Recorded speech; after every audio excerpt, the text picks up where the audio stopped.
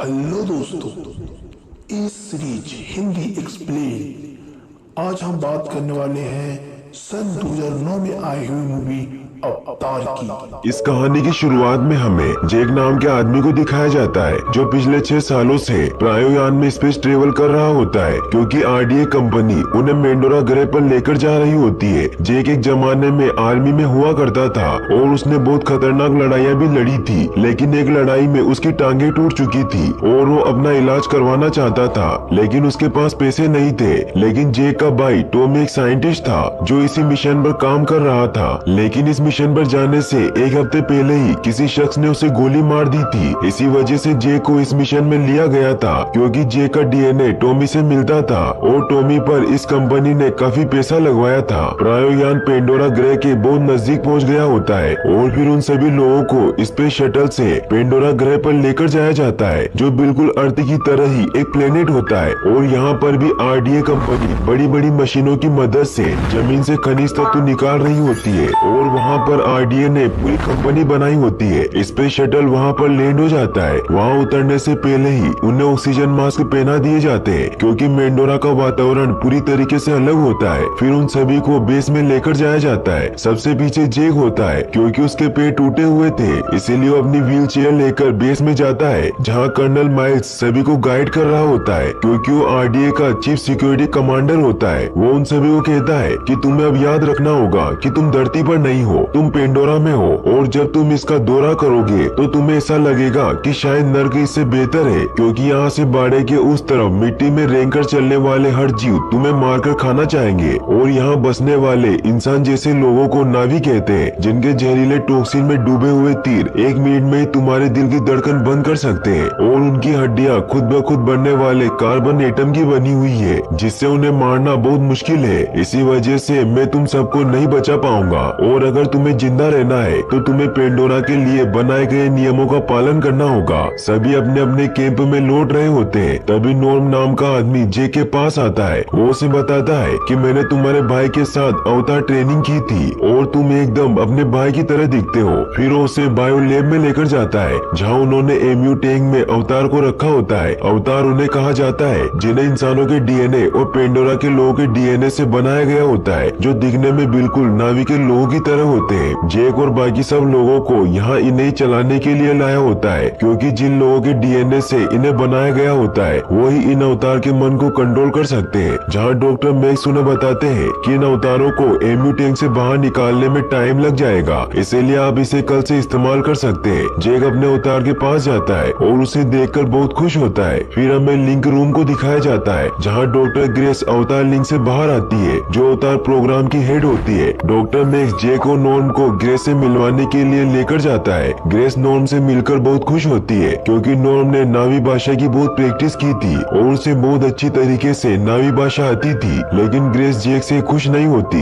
इसीलिए वो उसे कहती है कि मुझे तुम्हारी जरूरत नहीं है, मुझे तुम्हारा भाई चाहिए क्योंकि उसने इस मिशन के लिए 3 साल ट्रेनिंग ली थी। तो जेक उसे कहता है कि वो मर गया है। तो ग्रेस उससे पूछती है कि तुमने कितने साल की लैब ट्रेनिंग ली है। तो जेक कहता है कि मैंने बस लैब में एक बार मेंढक काटा था, जिससे ग्रेस को बहुत ज्यादा गुस्सा आता है और वो आरडीए कंपनी के हेड पार्कर के पास जाती है और उसे कहती है कि मुझे एक वैज्ञानिक चाहिए था, ना कि कोई 10वीं फेल फौजी। तो पार्कर उसे कहता है कि वो हमारे लिए लकी साबित हुआ है क्योंकि वो एक नौसैनिक है। तो ग्रेस कहती है कि मुझे एक और बंदूक के शौकीन की जरूरत नहीं है। तो पार्कर उसे समझाता है कि तुम्हें नावी के लोगों के दिल और दिमाग जीतने हैं और हमारा यही मकसद है, इसीलिए हम उन्हीं की तरह बातें करेंगे और उन्हीं की तरह दिखेंगे तो हम पर भरोसा करेंगे। लेकिन कितने दिन बाद, क्योंकि उन लोगों से हमारे रिश्ते तो दिन ब दिन बिगड़ ही रहे हैं। तो ग्रेस कहती है कि अगर तुम उन पर मशीन गन चलाओगे तो यही अंजाम होगा। तो फिर वो उसे अनोक्टियन स्टोन दिखाता है और उसे कहता है कि इसी के लिए हम यहाँ है क्योंकि ये स्लेटी पत्थर 1 किलो 100 करोड़ में बिकता है और इसी से तुम्हारे अवतार प्रोजेक्ट का खर्चा निकलता है। लेकिन वो सारे नावी लोग इस ऑपरेशन में हमारे लिए खतरा बन रहे हैं, इसीलिए जंग दस्तक दे रही है। इसी वजह से तुम्हें किसी भी हाल में इसका डिप्लोमेसी डिप्लोमेटिक हल ढूंढना होगा ताकि हम जंग के बिना ही अनोक्टियन हासिल कर सके। वहीं हमें बायो लैब को दिखाया जाता है जहाँ जैक और नॉर्म के अवतार को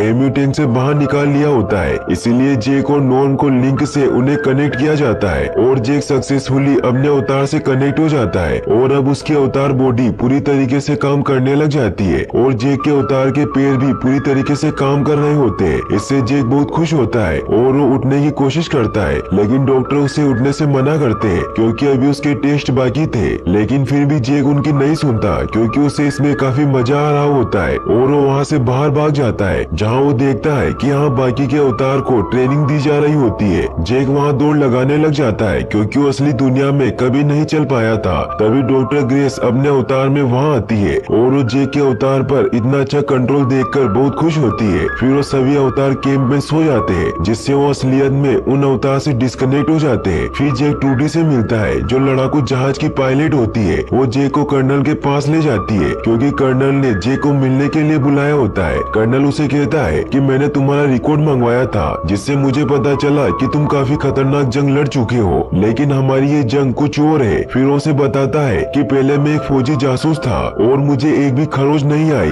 लेकिन जब मैं पहली बार यहाँ आया तो मैं जख्मी हो गया। फिर उसे ये कहता है कि ये अवतार प्रोजेक्ट बेकार है, इसीलिए मैं चाहता हूँ कि तुम नावी के लोगों को अंदर से जानो और उनके बीच में रहकर उनका भरोसा जीत लो, क्योंकि मैं जानना चाहता हूँ कि उनकी मदद कैसे ली जाए और ना दे तो उन्हें मजबूर कैसे किया जाए। तो जैक कहता है कि क्या मैं अभी भी डॉक्टर ग्रेस के साथ हूँ? तो कर्नल कहता है कि हाँ, तुम उसके साइंस के नमूने बनकर रहोगे, इसीलिए मुझे जो चाहिए वो तुम मुझे ला दो और जब तुम घर लौटोगे तो मैं तुम्हारे असली पेट ठीक करवा दूंगा। तो जैक हाँ कर देता है। फिर अगले दिन हमें दिखाया जाता है कि जैक और नॉर्म को अवतार से लिंक किया जाता है और फिर वो अपने अवतार के रूप में डॉक्टर ग्रेस के साथ पेंडोरा जंगल पर रिसर्च करने के लिए निकल जाते हैं, जो ट्रूडी के हेलीकॉप्टर में आगे बढ़ रहे होते हैं। पेंडोरा का जंगल बहुत ही घना और खूबसूरत होता है। वो जंगल में एक जगह लैंड करते हैं जहाँ जैक और नॉर्म डॉक्टर ग्रेस के साथ जंगल को एक्सप्लोर करने लग जाते हैं। ग्रेस और नॉर्म पेड़ों के सैंपल लेने लग जाते हैं, लेकिन तभी जैक आगे बढ़ जाता है और एक जानवर जैक पर अटैक करने के लिए उसकी तरफ दौड़ता है। तो जैक भी उस पर अटैक करने लगता है, लेकिन अचानक से वो अवतार रुक जाता है और जैक को लगता है कि वो उसे डर रहा है, लेकिन जब वो पीछे मुड़कर देखता है तो उसके पीछे बहुत ही खतरनाक जानवर होते हैं। वो जैक पर हमला करने के लिए उसके पीछे पड़ जाते हैं। यह देखकर जैक उस पर गोली चलाने लग जाता है, लेकिन वो उसकी गन पकड़कर दूर फेंक देता है, जिससे डरकर जैक वहाँ से भागने लग जाता है और वो एक झरने से नीचे पानी में कूद जाता है, जिससे वो उस जानवर से अपनी जान बचा लेता है। लेकिन अब वो ग्रेस से काफी दूर आ चुका होता है, इसीलिए वो जंगल में आकर अपने चाकू की मदद से एक भाला बनाता है ताकि वो खुद को जंगल के जानवरों से प्रोटेक्ट कर सके।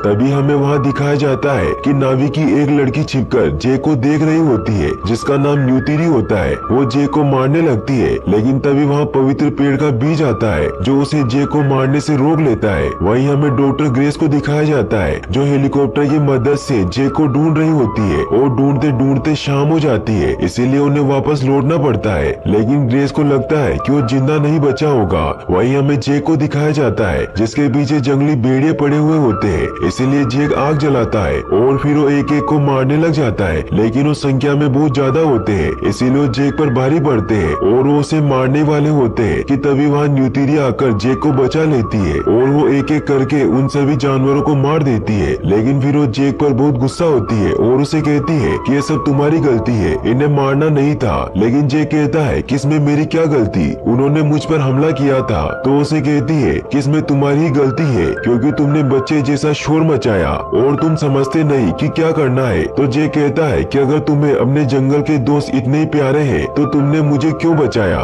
तो न्यूतिरी कहती है कि मैंने देखा कि तुम्हारा दिल मजबूत है और तुम्हें कोई डर नहीं है, लेकिन तुम एक नादान बच्चे जैसे बेवकूफ हो। फिर वो वहाँ से जाने लगती है, लेकिन जैक उसके पीछे जाता है और उसे कहता है कि अगर मैं बच्चे जैसा हूँ तो तुम मुझे सिखाती क्यों नहीं। तो वो कहती है कि तुम आसमानी लोग हो और तुम सीख नहीं सकते क्योंकि तुम कुदरत को हमारी तरह देख नहीं सकते। तो जैक उससे पूछता है कि तुमने हमारी भाषा कहाँ से सीखी, लेकिन वो उसे कुछ नहीं बताती और उसे यहाँ से जाने को कहती है। लेकिन तभी पवित्र पेड़ के बीच जैक के पास आकर उसके ऊपर बैठने लग जाते हैं। न्यूतिरी ये देखकर बहुत खुश होती है और वो उसे अपने साथ लेकर जाने लगती है। लेकिन तभी रास्ते में कुछ नावी लोग जैक पर रस्सी फेंककर उसे नीचे गिरा देते हैं और उसे मारने लगते हैं। लेकिन तभी न्यूतिरी वहाँ आकर उन्हें रोकती लगती है और फिर वो सभी जे को अपने गांव ओमेटिकाया लेकर जाने लगते हैं, जहां उनका पूरा कबीला एक पेड़ में बसा हुआ था। जे को इतुकान के सामने लाया जाता है, जो कबीले का मुखिया होता है, और न्यूतिरी उसी की बेटी होती है। वो सभी जे के बारे में ही सोच रहे होते हैं कि इसके साथ क्या किया जाए। तो सुते कहता है कि इसे मार देना चाहिए। सुते वो होता है जिससे न्यूतिरी की शादी होने वाली थी और वो इस कबीले का होने वाला मुखिया था। जे को नावी भाषा नहीं आती थी, इसीलिए उसे कुछ समझ नहीं आता। तो न्यूतिरी कहती है कि मेरे पिता सोच रहे हैं कि तुम्हें मारे या नहीं, लेकिन तभी वहाँ मोआट आती है जो न्यूतिरी की माँ होती है और वो एवा की मर्जी समझाने वाली धर्म गुरु होती है। एवा यहाँ की देवी होती है जो यहाँ की सारी जीवित वस्तुओं से बनी है। मोआट जे को चेक करती है, जिससे उसे पता चल जाता है कि एवा ने इसे चुना है, और वो जेक से पूछती है कि तुम यहाँ क्यों आए हो। तो जेक कहता है कि मैं यहाँ सीखने के लिए आया हूँ। तो मोआट कहती है कि हमने आसमानी लोगों को पहले भी सिखाया है, और वो सोचते हैं कि वो नावी के बारे में सब जानते हैं। तो जेक कहता है कि मैं कुछ नहीं जानता, क्योंकि मैं कोई साइंटिस्ट नहीं हूँ, मैं एक नौसैनिक हूँ। तो मोआट कहती है कि ठीक है, मेरी बेटी तुम्हें नावी के सारे रीति रिवाज सिखाएगी। फिर जेक अपने बिस्तर में जाकर सो जाता है, और जैसे उसकी आंख बंद होती है तो जेक अवतार से डिस्कनेक्ट हो जाता है। डॉक्टर उसे पूछती है कि अवतार सुरक्षित है या नहीं। तो जेक कहता है कि आपको विश्वास नहीं होगा कि मैं अब नावी के कबीले का हिस्सा बन गया हूँ और न्यूतिरी मुझे ट्रेन करेगी। फिर वो सभी खाना खाते हैं। डॉक्टर ग्रेस उससे बहुत इम्प्रेस होती है। फिर जेक कर्नल को रिपोर्ट करने जाता है और उन्हें बताता है कि मैं उनके परिवार का हिस्सा बन गया हूँ। जनरल भी उससे काफी इम्प्रेस होता है और पार्कर उसे एडवांस होलोग्राम इमेज की मदद से बताता है कि उनके इस गांव के नीचे बेहद कीमती अनोक्टियन का भंडार है, जो कि 200 किलोमीटर के घेरे तक फैला हुआ है, और उसी के ऊपर इन नावी का एक कबीला बसा हुआ है। इसीलिए वो मेरे रास्ते में आ रहे हैं और मैं उन्हें मारना नहीं चाहता। इसीलिए तुम्हें ऐसी चीज ढूंढनी है जो उन्हें चला सके, वरना फिर हमें उन पर हमला ही करना होगा। इसीलिए तुम्हारे पास 3 महीने का टाइम है। तो जे कहता है कि मैं पूरी कोशिश करूंगा। और फिर अगले दिन जे को वापस से लिंक किया जाता है, जिससे जेक वापस अपने अवतार में पहुंच जाता है, जहां न्यूतिरी उसे नावी बनाने की कोशिश करने लग जाती है। वो उसे घोड़ी पर बिठाती है और फिर उसे उसकी चोटी के थ्रू कनेक्ट करती है और उसे बताती है कि एक तरह का बंधन है जिससे तुम इस घोड़ी को अपने मन से कंट्रोल कर सकते हो और इसे बता सकते हो कि तुम्हें कहाँ जाना है। जेक उस घोड़ी को आगे चलने को कहता है, लेकिन खुद को संभाल नहीं पाता और नीचे गिर जाता है। फिर हमें दिखाया जाता है कि रात को जेक कर्नल को उस कबीले के बारे में इंफॉर्मेशन दे रहा होता है। वो उन्हें बताता है कि अगर तुम ये पेड़ गिराना चाहते हो तो तुम्हें इसमें बहुत मुश्किल होगी, क्योंकि स्कैन में इसकी अंदरूनी बनावट दिखाई नहीं देती, लेकिन ये पेड़ अंदर से बहुत मजबूत है। डॉक्टर मैक्स वहाँ उनकी बातें सुन लेता है, जिससे मैक्स समझ जाता है कि जेक कर्नल का साथ दे रहा है। इसीलिए जेक जब वापस लैब में आता है तो ग्रेस उसे बताती है कि मैं कर्नल और पार्कर को मेरे इस मिशन में दखल अंदाजी नहीं करने दूंगी। इसीलिए हम यहाँ से हेलेनुआ पहाड़ पर जा रहे हैं, क्योंकि वहाँ पर एक मोबाइल लिंक है। फिर वो सब वहाँ जाने के लिए निकल जाते हैं, जहाँ रास्ते में सारे पहाड़ हवा में तैर रहे होते हैं। कुदरत का ये नजारा देखकर वो बहुत हैरान होते हैं। फिर वो पेंडोरा के उस पहाड़ पर लैंड करते हैं, जहाँ लिंक मशीन होती है। ग्रेस जे को लिंक 1 से कनेक्ट करती है, क्योंकि वो कभी खराब नहीं होता। वहीं फिर हमें दिखाया जाता है कि न्यूतिरी जे को पेड़ के टॉप पर लेकर जाती है, क्योंकि वहाँ सारे इकराल बैठे हुए होते हैं। न्यूतिरी अपने इकराल को बुलाती है, जिसका नाम सेसे होता है। फिर उसे बताती है कि इकराल पक्षी रात जैसा होता है, जो जिंदगी में सिर्फ एक शिकारी के साथ ही उड़ता है। इसीलिए तुम्हें भी अपना इकराल चुनने के लिए तैयार होना पड़ेगा। फिर न्यूतिरी उसे धीरे धीरे सब सिखाने लग जाती है और उसे अपनी भाषा भी सिखाती है। रात को जेक उन सभी बातों को वीडियो लॉग में रिकॉर्ड करता था। अब नॉर्म भी जेक का अच्छा दोस्त बन गया था और वो भी उसको नावी भाषा सिखाने में मदद करने लगता है। न्यूतिरी की वजह से जेक सब कुछ सीखने लग जाता है और उसके पैर पहले से और मजबूत हो गए थे। ग्रेस को भी गाँव में आने के लिए जेक ने मोआट को मना लिया था और अब जेक और ग्रेस में भी काफी अच्छी दोस्ती हो गई थी। वहीं जेक और न्यूतिरी भी धीरे धीरे एक दूसरे को पसंद करने लगे थे, लेकिन जेक को अभी भी ये समझ नहीं आया था कि इन लोगों का जंगल के साथ क्या गहरा रिश्ता है, क्योंकि न्यूतिरी हमेशा जेक से ऊर्जा के नेटवर्क की बात करती है। वो हर जीवित वस्तुओं से होकर गुजरता है। वो कहती है कि सारी ऊर्जा सिर्फ उधार ली हुई है और एक दिन हमें उसे लौटाना पड़ेगा। और अब जेक उनकी भाषा भी सीख गया होता है और अब वो हर काम में माहिर हो गया था। इसीलिए न्यूतिरी उसे कहती है कि तुम तैयार हो गए हो। फिर अगले दिन उसे और बाकी युवा को पहाड़ों पर लेकर जाया जाता है, क्योंकि इन्हें अब इकराल पर सवारी करना सीखना होगा, जिन्हें बेंचीज कहा जाता है। और ये एक ऐसा इंतहाम होता है जिसे हर युवा को पार करना पड़ता है, लेकिन इन सब के लिए उन्हें उन्हें बहुत ऊपर लेकर जाया जाता है जहाँ बेंचीज हो। न्यूतिरी भी वहाँ आ जाती है। सूते सबसे पहले जे को इकराल पकड़ने के लिए भेजता है क्योंकि उसे पसंद नहीं था। न्यूतिरी भी उसके साथ जाती है और उसे कहती है कि तुम्हें इन सब में से अपना एक इकराल चुनना होगा, तुम्हें उसे अंदर से महसूस करना होगा। तो जे कहता है कि उसे कैसे पता चलेगा कि उसने मुझे चुना है। तो न्यूतिरी कहती है कि वो तुम्हें मारना चाहेगा। फिर जेक उन सभी इकराल के पास जाता है लेकिन उसके पास नहीं आते। लेकिन जब वो एक इकराल के पास जाता है तो उस पर हमला करता है और जेक उसे पकड़ लेता है और बहुत कोशिश करने के बाद वो उसे बंधन जोड़ देता है जिससे अब वो दोनों एक हो जाते हैं और जेक उसकी रस्सी खोल देता है। फिर जेक उसे उड़ाने के लिए लेकर जाता है जहाँ पहले तो उसे कंट्रोल नहीं कर पाता, लेकिन धीरे धीरे वो सब कुछ सीख जाता है और उसे बहुत ही अच्छी तरीके से उड़ाने लग जाता है। न्यूतिरी भी इससे बहुत खुश होती है और फिर वो दोनों अपने अपने इकराल पर बैठकर पेंडोरा घूमते हैं। न्यूतिरी उसे उनके कुल वृक्ष के पास लेकर जाती है जिन्हें आत्माओं का पेड़ कहा जाता है। फिर अगले दिन जब जेक और न्यूतिरी अपने अपने इकराल पर सवारी कर रहे होते हैं कि तभी उनके ऊपर एक बहुत बड़ा इकराल हमला कर देता है जिसे लोग तुरु कमाक्तो कहा करते थे। वो उससे बहुत मुश्किल से अपनी जान बचाते हैं। वापस आने पर न्यूतिरी उसे बताती है कि मेरे परदादा के परदादा ने इस पर सवारी की थी और नावी कुल के इतिहास में ये सिर्फ 5 बार हुआ है। फिर अगले दिन वहाँ उत्सव होता है जिसमें जेक भी हिस्सा लेता है और अब वो पूरी तरीके से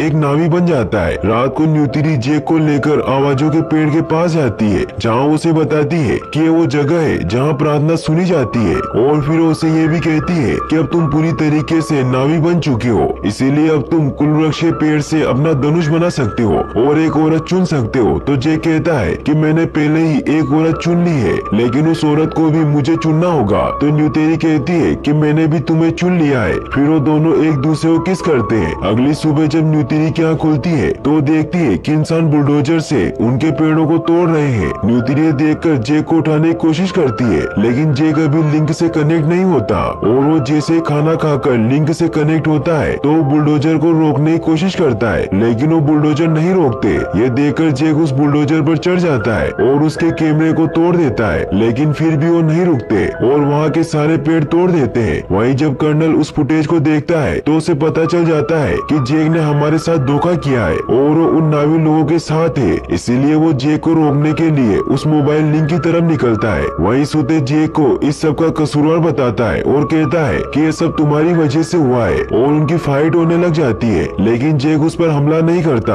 और उसे कहता है कि मैं तुम्हारा दुश्मन नहीं हूँ, दुश्मन तो कर्नल है और उसकी सेना बहुत ताकतवर है, इसीलिए हम उसे नहीं जीत पाएंगे। वहीं कर्नल उस मोबाइल लिंक पर पहुंच गया होता है और वो ग्रेस और जेक को उस लिंक से डिस्कनेक्ट कर देता है जिससे उनके अवतार उसी जगह पर बेजान होकर गिर जाते हैं। वहीं जनरल उन सबको पकड़ लेता है। फिर वो जंग करने की तैयारी करने लग जाता है क्योंकि उसे पता चल गया होता है कि वो लोग उनसे समझौता नहीं करेंगे। वहीं जेक और ग्रेस पार्कर के पास जाते हैं और उसे कहते हैं कि जंग से कुछ नहीं होगा, वो मासूम लोग मारे जाएंगे, इसीलिए हम दोनों को वहाँ जाने दो, हम उन्हें वहाँ से निकाल देंगे। तो पार्कर उन्हें कहता है कि तुम्हारे पास 30 मिनट है और फिर वो उन्हें लिंक से कनेक्ट कर देता है। जेक वहाँ अवतार में उन सभी लोगों को बताता है कि कर्नल आप पर हमला करने के लिए आ रहा है और उसके पास बहुत ही ताकतवर फौज है जिससे वो तुम सबको खत्म कर देगा, इसीलिए तुम्हें यहाँ से निकल जाना होगा। लेकिन उनको इस बात पर विश्वास नहीं होता, इसीलिए जेक उन्हें बताता है कि उन्होंने ही मुझे यहाँ भेजा है ताकि मैं तुम्हारे तौर तरीके सीख सकूं और तुम्हें वक्त आने पर ये मैसेज दे सकूं और तुम उस पर यकीन करोगे। तो न्यूतिरी कहती है कि मतलब तुम्हें पहले से ही पता था कि जंग होने वाली है लेकिन तुमने हमें नहीं बताया। इससे न्यूतिरी काफी ज्यादा गुस्सा हो जाती है। तो जेक कहता है कि हाँ, मैं पहले उनके साथ था और उनका हुक्म मान रहा था लेकिन अब सब कुछ बदल गया है क्योंकि मुझे इस जंगल से प्यार हो गया और फिर मुझे तुमसे प्यार हो गया। लेकिन न्यूतिरी उसे कहती है कि मैंने तुम पर भरोसा किया और तुमने उसका गलत इस्तेमाल किया, इसीलिए तुम हम में से कभी एक नहीं बन सकते। फिर वो उसे बंदी बना लेते हैं। वहीं कर्नल अपनी पूरी सेना के साथ उन पर हमला करने के लिए वहाँ पहुँच जाता है। जेक उन सभी को कहता है कि यहाँ से भाग जाओ, हम सब मारे जाएंगे, लेकिन वो उसकी नहीं सुनते। कर्नल वहाँ पहुँच जाता है। फिर वो वहाँ आंसू गैस से हमला करवाता है ताकि सभी ओमेटिकाया के लोग वहाँ से निकल जाए। लेकिन तभी सूते अपने साथियों के साथ उन पर तीरों से हमला करने लग जाता है जिससे कर्नल को बहुत गुस्सा आता है है और वो बम से वहाँ हमला करने लग जाता है। सभी जंगल की तरफ भागने लग जाते हैं। वहीं मौत जे के पास आती है और उसे कहती है कि अगर तुम हम में से एक हो तो मदद करो। फिर वो उसकी रस्सियां खोल देती है। वहीं कर्नल अब अपने सारे बम से उस पेड़ पर अटैक करता है ताकि वो उस पेड़ को गिरा सके और काफी देर तक अटैक करने से वो पेड़ टूटने लग जाता है। वहीं ट्रूडी भी वहाँ होती है लेकिन वो उन पर हमला नहीं करती क्योंकि उसे ये सब अच्छा नहीं लगता और वो वहाँ से चली जाती है। वो पेड़ टूटकर नीचे गिरने लग जाता है जिससे सभी ओमेटिकाया के लोग वहाँ से भागने लग जाते हैं, लेकिन बहुत सारे लोग उस पेड़ के नीचे दब जाते हैं। वहाँ हर जगह क्योस मच जाता है। सारे नावी के लोग रो रहे होते हैं। कर्नल ये देखकर बहुत खुश होता है और वो वापस लौट जाते हैं। न्यूतिरी अपने डेट के पास जाती है लेकिन वो काफी इंजर्ड हो चुके थे। वो अपना धनुष न्यूतिरी को देते हैं और वो वहीं मर जाते हैं। जेक न्यूतिरी को ढूंढता हुआ उसके पास आता है और उसे शांत करने की कोशिश करता है, लेकिन उसे कहती है कि यहाँ से चले जाओ और वापस मत आना। वहीं पार कर उन दोनों का प्लग निकालने को कहता है। नॉर्म उन्हें रोकता है लेकिन उसे पकड़ लेते हैं और फिर वो जेक और ग्रेस को भी अनप्लग करके उन्हें वो एक जगह कैद कर देते हैं। वहीं नावी के बचे हुए लोग बहुत दुखी हुए उस जगह को छोड़कर चले जाते हैं। तभी हमें दिखाया जाता है कि ट्रूडी जेक और बाकी सबका खाना लेकर जाती है जहाँ उस ऑफिसर को बेहोश कर देती है। फिर मैक्स और ट्रूडी उन्हें वहाँ से बाहर निकालते हैं। वो सब हेलीकॉप्टर की तरफ बढ़ते हैं ताकि वो वहाँ से निकल सके। जेक मैक्स को यही रुकने को कहता है ताकि वो यहाँ की जानकारी पता कर सके। फिर बाकी सब वहाँ से निकलने लगते हैं, लेकिन इस बात का पता कर्नल को लग जाता है और वो उन पर फायरिंग करने लग जाता है। ये देखकर ट्रूडी वहाँ से जल्दी से प्लेन निकाल लेती है, लेकिन ग्रेस को गोली लग जाती है। जेक ग्रेस को हिम्मत रखने को कहता है। फिर वो मोबाइल लिंक पर जाते हैं जहाँ जेक ग्रेस का इलाज करता है और ट्रूडी उस मोबाइल लिंक को वहाँ से लेकर आत्माओं के पेड़ की तरफ निकल जाती है ताकि कर्नल उन्हें न ढूंढ सके। जेक वापस लिंक से कनेक्ट हो जाता है और जब वो अवतार रूप में उठता है तो वही पड़ा होता है क्योंकि नावी के लोग उसे वहीं छोड़ गए थे क्योंकि वो उसे गद्दार समझते थे। इसीलिए अब जेक को उनका विश्वास जीतना था। इसीलिए वो अपने इकरार पर बैठकर तुरु कमाक्तो को पकड़ने जाता है क्योंकि अब उसे पता चल गया था कि अगर उसने तुरु कमाक्तो को अपना दोस्त बना लिया तो सब उस पर विश्वास करेंगे और उसकी बात मानेंगे। इसीलिए वो उस पर हमला करके उसे अपने वश में कर लेता है और फिर जेक उस पर बैठकर आत्माओं के पेड़ के पास जाता है क्योंकि सारे नावी के लोग वही थे। वो सभी तुरु कमाक्तो को देखकर डरने लग जाते हैं, लेकिन जब वो देखते हैं कि जेक ने उसकी सवारी की है तो हैरान हो जाते हैं और अब उन सभी लोगों को वापस से जेक पर विश्वास हो जाता है। फिर वो सुते को कहता है कि तुम एक महान योद्धा हो, इसीलिए तुम्हें भी मेरा साथ देना होगा क्योंकि मैं तुम्हारे बिना उन्हें हम पर हमला करने से नहीं रोक सकता। तो सुते मान जाता है और जेक उसे कहता है कि मेरी दोस्त मर रही है, इसीलिए मुझे एवा की मदद चाहिए। और फिर वो ग्रेस और उसके अवतार को वहाँ लेकर आते हैं ताकि वो ग्रेस की आत्मा और उसके अवतार को ट्रांसफर कर सके, लेकिन उसमें कामयाब नहीं हो पाते क्योंकि गोली लगने की वजह से ग्रेस बहुत कमजोर हो गई थी। इसीलिए उसकी आत्मा अवतार में नहीं जा पाती और वो एवा के अंदर समा जाती है। इससे जेक बहुत उदास हो जाता है और वो ऐलान करता है कि आसमानी लोगों ने हमें संदेशा भेजा है कि वो जो चाहे वो ले सकते हैं और उन्हें कोई नहीं रोक सकता, पर हम उन्हें संदेशा भेजेंगे कि हम तुमसे नहीं डरते, इसीलिए तुम जितनी जल्दी यहाँ से निकल सकते हो निकल जाओ। फिर वो सभी लोगों को कहता है कि हम सभी कबीले वालों को इकट्ठा करके उन आसमानी लोगों को दिखा देंगे कि वो जो चाहे नहीं ले सकते और ये जमीन सिर्फ और सिर्फ हमारी है, जिससे उन सभी में बहुत जोश आ जाता है। और फिर वो सभी अपने अपने इकरार पर बैठकर दूसरे कबीलों की तरफ निकलते हैं और वो एक एक करके सभी कबीलों को अपने साथ करने लग जाते हैं, जिससे अब उन सब लोगों की संख्या काफी ज्यादा बढ़ जाती है और अब वो जंग के लिए तैयार हो जाते हैं। वहीं कर्नल को भी इस बात का पता चल जाता है कि वो जंग की तैयारी कर रहे हैं, इसीलिए वो कल ही उन पर हमला करने की पूरी तैयारी करने लग जाता है। वो अपने सारे लड़ाकू जहाज तैयार कर लेता है। वहीं मैक्स भी जेक को बताता है कि कर्नल कल सुबह 6 बजे तुम पर हमला करने वाला है। ट्रूडी उन्हें कहती है कि हम इतने सारे जंगी जहाजों का सामना तीर कमान से कैसे करेंगे और वो सीधा बम से आत्माओं के पेड़ पर हमला करेंगे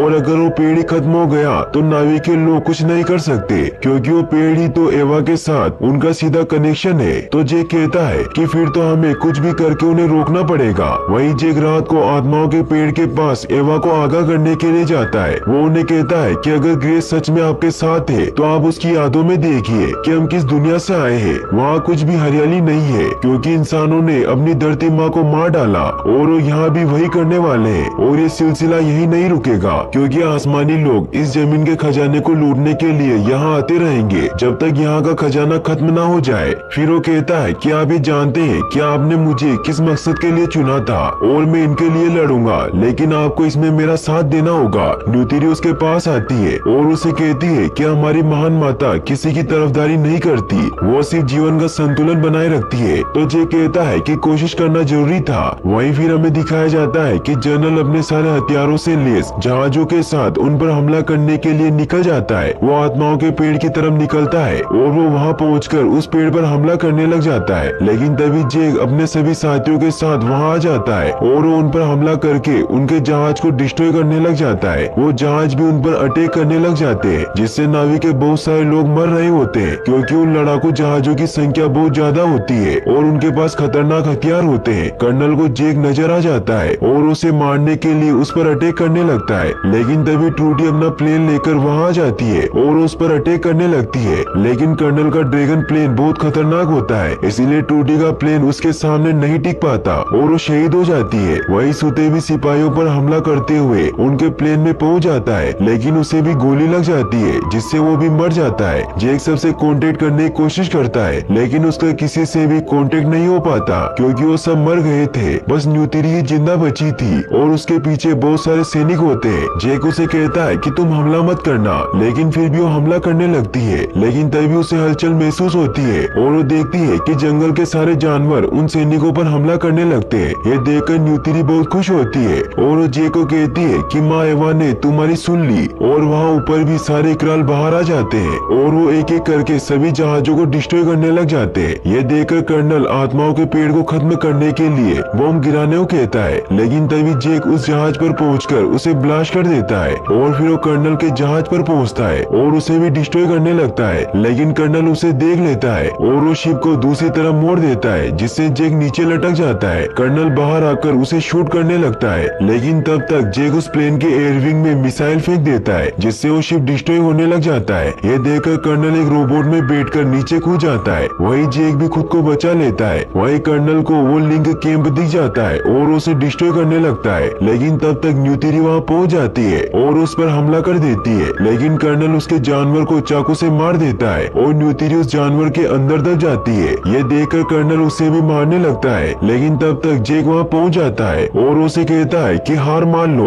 तो कर्नल कहता है कि जब तक मेरी सांसें चल रही है मैं हार नहीं मानूंगा। फिर जैक और कर्नल के रोबोट में फाइट होने लगती है। उन दोनों में काफी देर तक फाइट होती है और जैक कर्नल के ऊपर अटैक करके उसके रोबोट का ग्लास तोड़ देता है, लेकिन कर्नल फिर भी हार नहीं मानता और फिर वो मास्क पहनकर कैंप में जाकर उस लिंक को तोड़ देता है। लेकिन वो लिंक दूसरा होता है, मगर कैंप के क्रैक होने की वजह से वहाँ की एयर लीक हो जाती है। फिर जैक उस पर हमला करने लगता है, लेकिन वहाँ लिंक में उसे सांस न मिल पाने के कारण वो बेहोश होने लग जाता है, जिसकी वजह से कर्नल उसे पकड़ लेता है और उसे मारने लगता है। लेकिन तभी न्यूतिरी उस जानवर से बाहर आ जाती है और वो कर्नल पर तीर से हमला करके उसे मार देती है। वहीं जैक भी सांस न मिलने की वजह से लिंक से बाहर आ जाता है और वो मास्क पहनने की कोशिश करता है, मगर वो बेहोश हो जाता है। ये देखकर न्यूतिरी अंदर आती है और वो जैक को मास्क पहना देती है, जिससे जैक की जान बच जाती है। फिर हमें दिखाया जाता है कि जैक बाकी बचे हुए लोगों को वापस अर्थ पर भेज रहा होता है और अब पेंडोरा पर सिर्फ वही लोग रुकते हैं जिनके दिल पवित्र थे। और फिर अब जैक को आत्माओं के पेड़ पर लेकर जाया जाता है, जहाँ उसका पुनर्जन्म होता है और अब जैक की आत्मा उसके अवतार में चली जाती है और यहीं पर ये फिल्मी कहानी एंड हो जाती है।